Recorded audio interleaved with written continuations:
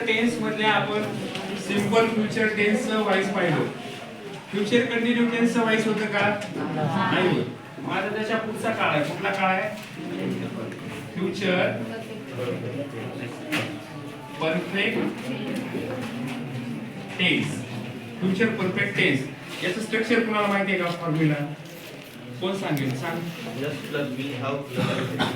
Very good. काय? S plus will have plus V3 म्हणजे काय रे? बर. कोणाला याचं वाक्य सांगता येईल का? सांगता येईल का? सांगेश. She will have drunk milk. She will have spoken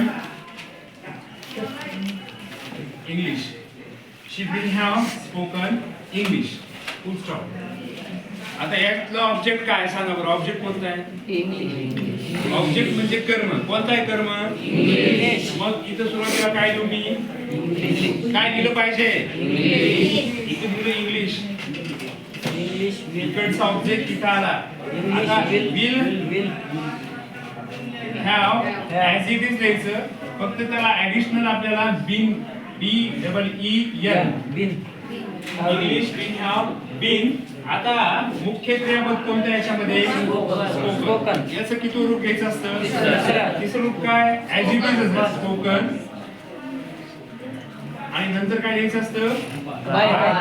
आणि शीचा बदल काय होतो?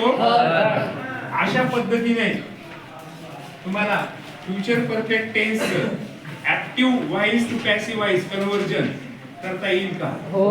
आणखी काय उदाहरणं दिली तर ती सोडवता येतील का? हो. ओके.